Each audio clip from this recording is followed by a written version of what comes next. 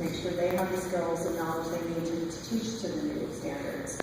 So, but that's instructional materials go through a regular review in our district, and so we will be spending time doing program evaluations to make sure that teachers have materials that they need to teach well to the standards, and then address that when we see gaps. So,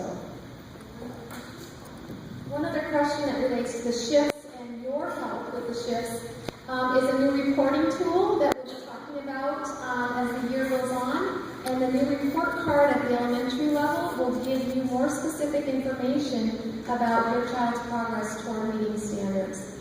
It's in a 2-year revision process, so the first year you'll see 4 content areas that look a little different, and then next year the rest of the content areas will as well. So maybe that'll help with thinking about the shifts and then the information that you'll be getting to help you work with your child at home. So we wanted to spend some time addressing Beaverton's implementation, and really the focus that Beaverton has taken around this has been around teacher leadership. Our true experts are our teachers, and we have formed what we're calling articulation teams in both English language arts, math, as well as science and social studies.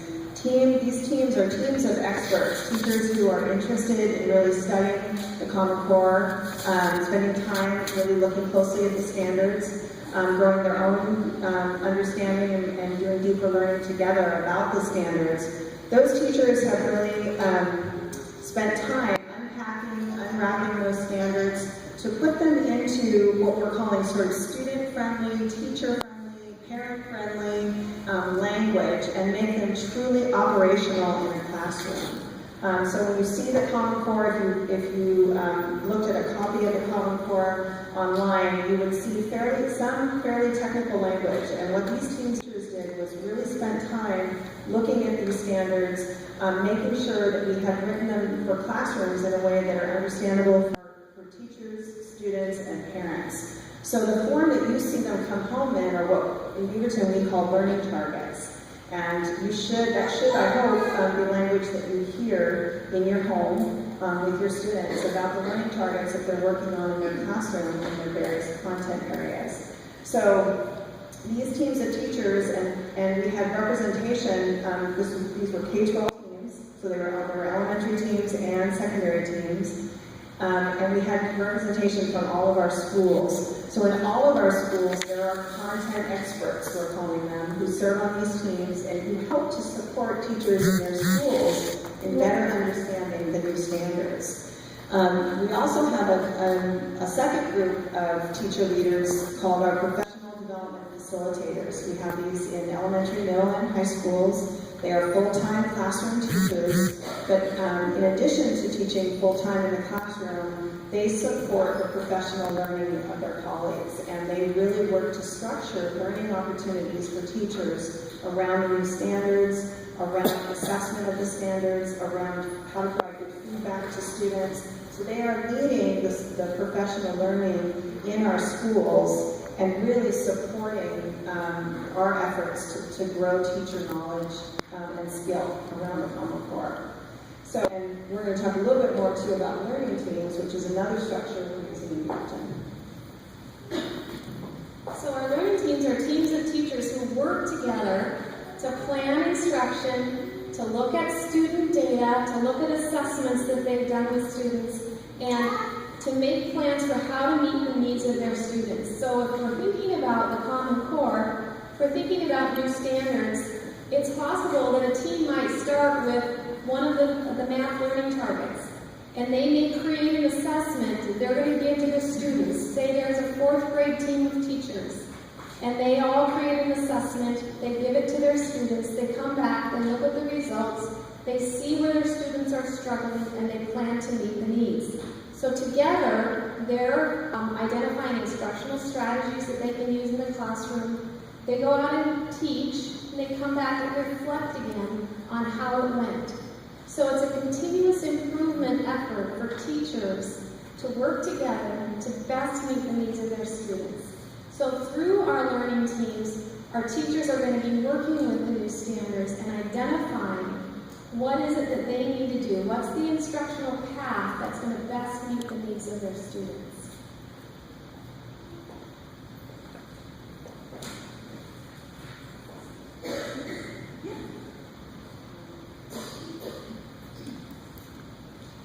So one of the couple people asked during the discussion tonight about assessment, standardized assessment, and most of you in the room who have students in the system know that we give the OAKS test every year, the Oregon Assessment of Knowledge and Skills, in reading, math, and science. And so the shift that's coming towards us with Common Core is to a new assessment that's called the Smarter Balance Assessment System. And that will not happen this year, but will happen next year. So part of the timeline for Beaverton, and part of the reason we started with our teams 2 years ago, because this has really been a multi-year effort for Beaverton.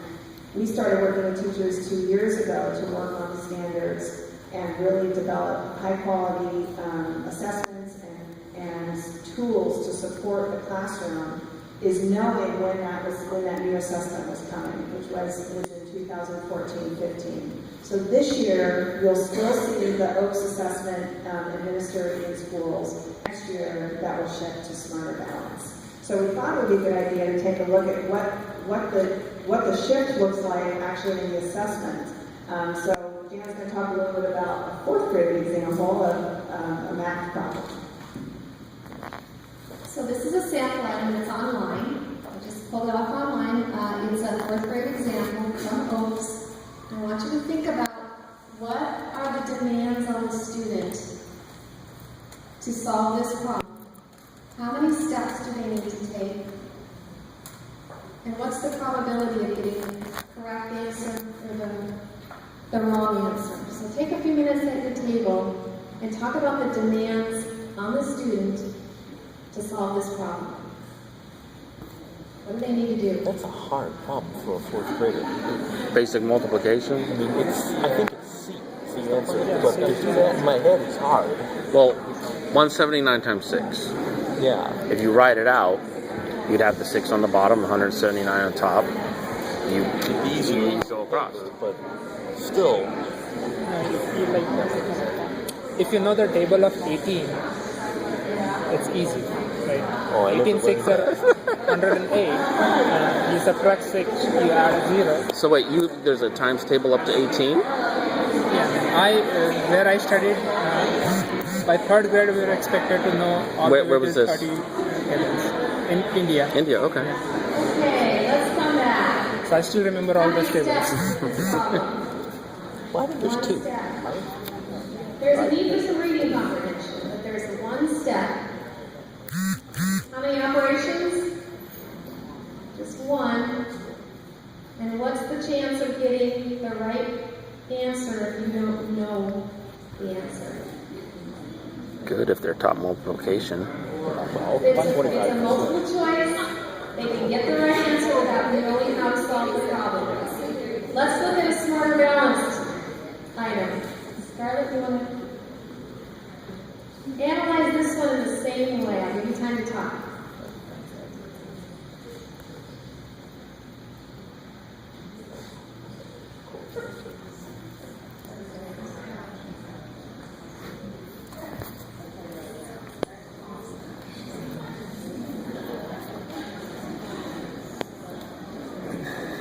It's three, and that one should be easy because they're all a common denominator.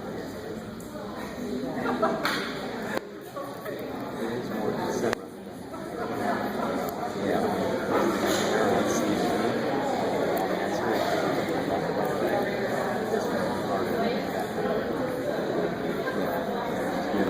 But it's also not multiple choice. Well, I sure hope they can back this up with some teaching. A little different? That's my biggest concern about this. Is they have the standard. Are they going to give our teachers the resources to implement this thing? In addition It's a good to question. multiple steps, the need to add or subtract fractions, there are no answers provided. So they have to actually be able to write the answer. you're going to see in a lot of the math problems that are on the Smarter Balanced Assessment, you'll see that students have to explain their thinking, they have to defend their answers. They even have to, I saw one problem where it was posed that if a variable changed, how would the answer change? And they have to write in narrative form the answer to that. So they can't just scoot through and choose multiple choice answers. They really have to dig in and think. This is what we're preparing them for. Honestly, I think How is that going to be evaluated compared to a mechanical multiple choice test? You know what? That's still being determined. Am I going to have to chase up someone who I The think question was graded my on how trial the test Smart wrong? Balanced Assessment is going to be scored, basically. Yeah. Well, what's traditionally been done by the other 45 states? Smarter Balance is not being used yet except in pilot form. The plot thickens. Why do you need an online calculator to do a math problem? You know what? I don't know why the online calculator was there, because I wouldn't have used a calculator with this problem. It just, when I looked at it online, I couldn't cut and paste it into the PowerPoint, but I wanted you to know that it was present there. How does that help assess their knowledge of math?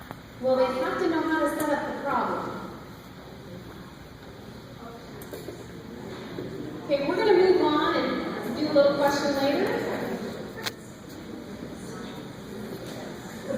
Enter teacher. Welcome everyone. I am relieved you're here. I am delighted. It takes a lot to come out, a lot of care from your end. And so I have just a little intro to myself. My name is Shrew Winterfeld, and I am a school teacher here, 5th grade teacher at this school, Errol Hassel. I came from Washington, so I have some experience in another state. And I've taught anywhere from 2nd grade on up to 7th, but I focus mainly on 3rd, 4th, and 5th. And a couple years ago, I finished a master's program and had the opportunity to fly all the way to China and teach with my husband and a group of educators with George Fox and look into our Chinese students' eyes. And the world got really small for me at that point, and there became a huge sense of urgency. So with that, I've got many hats that I wear. I've got 3 children of my own, and I was a single mom for a while, and got remarried in 2007 and moved to Oregon. That's a fun story. And I inherited 2 amazing stepsons. I'm a former PTO president, so I have worn that hat too. And here's a weird one.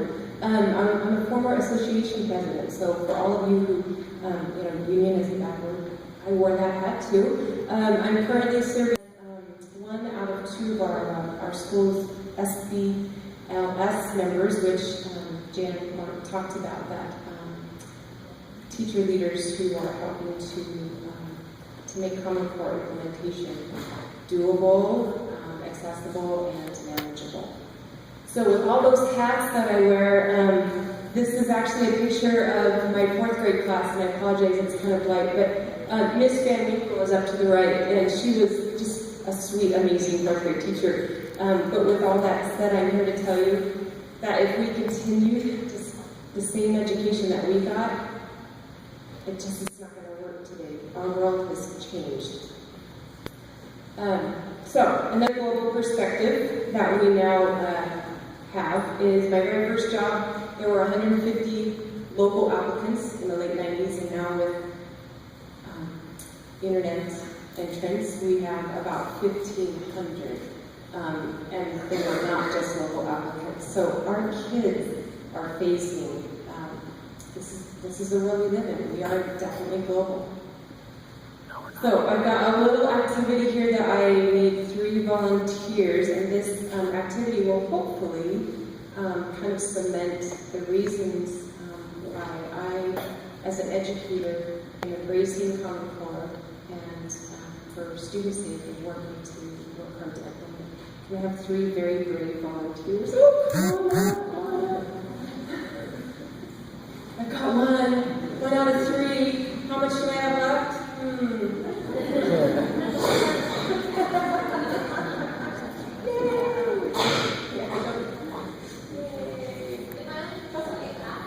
There you go.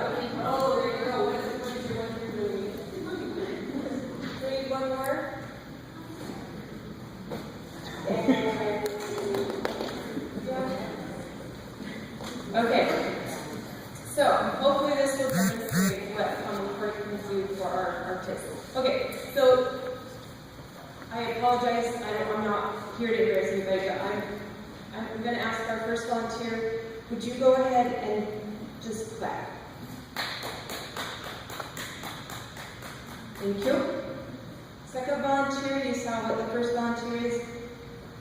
Can you maybe step it up a notch and clap?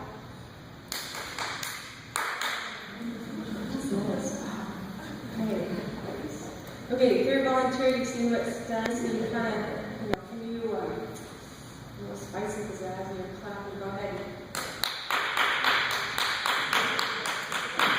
Okay, great. So, what I'm going to do is I am going to just take us back to the basics, and so I'm going to teach our volunteers over here what a level 1 clap will look like. So, my hands are going to come together, just like this. This will be a level 1, so I'm 3 volunteers will do this all together. 1, 2, 3. Awesome. So, now I'm going to show you, we're going to build on level 1, we're going to do a level 2 clap, which is going to be, I'm going to clap for 5 seconds at a rate of 1 clap per second. So I'll model it first and then we'll do it together. Okay, so level 2, clap. Here we go. 1,000, 2,000, 3,000, 4,000. Okay, ready to go first? Okay. Oh, sorry. 1, 2, 3. 1,000, 2,000, 3,000, 4,000. All right, we're ready for level 3 clap. So here we go. Level 3 clapping builds on level 2 clapping, but now instead of just a rate of 5 seconds per clap, we're going to go in a clockwise motion. Okay, so this is level 3 clap. Ready? Okay, 1, 2, 3. 1,000, 2,000, 3,000, 4,000. And because our volunteers were so brave, I have some token prizes for them. For their Common Core clapping efforts. Appreciate you, and we can give them a round of applause.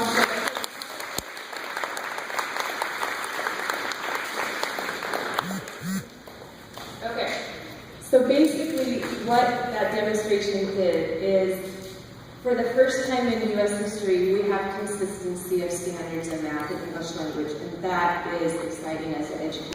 If I get a student in from another school in Beaverton in 5th grade, they're going to have same standards. If I get another student in from another district, they will have had, they'll know what a level 1 clap looks like and sounds like. And if I get one from another state, the hope is, again, same standards through math and English language. First time, U.S., we have so many things facing us in education that are unique to the United States. It is truly one of the toughest places to teach, in my opinion. We have 90 languages alone just in Beaverton represented.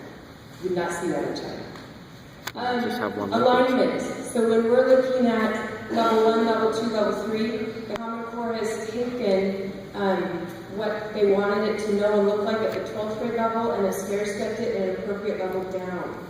So what that means in 5th grade, for example, my daughter, one of them, she did early college the last 2 years, but when she was a sophomore in high school, she had this huge project. And she was pulling her hair out because she was frustrated having to cite sources in her project. Well, that was frustrating as a parent, which you guys can all relate to. And now, Common Core in 5th grade, we are going to be working on citing reliable sources and putting them into our writing so that we stair-step it, so when a student gets to sophomore age, they're not pulling their hair out, and you're not pulling their hair out because they've done it, they've been taught it, and it was incremental. So that is also very, very exciting. The rigor, which Jen and Robin both talked about. Yes, I'm overwhelmed. We've got couple of our own kids who learn very easily, and then we've got our youngest who, if we can just get that book graduated, it's going to be a miracle. But we have faith and we keep persevering as parents. But we understand those challenges. I really, really appreciate the parent-teacher partnership, and please know how important that is to all educators. We're in this together. We're processing through the same time you are. We don't have all the answers, but together we can make it work for our students, for our children and our students. Just a little note. I started thinking this weekend, my fifth graders, and I'm about halfway through my teaching career, even though I'm a lifetime learner after teacher probably. My current fifth graders are the class of 2021. And if I teach for 15 more years at fifth grade level, I've got kids who are going to graduate in 2036. That's overwhelming. That's our job together. And so I'm excited, and we have to for their sake, because they're going to come. We need to be ready for them. So thank you.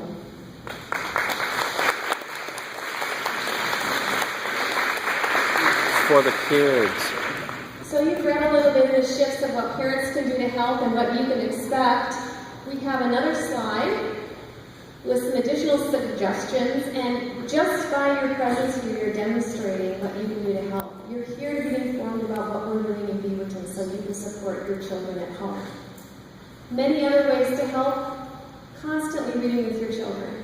Even when they get up to middle school, some high school students even enjoy still being read to.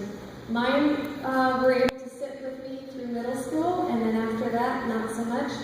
But they absolutely love still being read to as they grow older.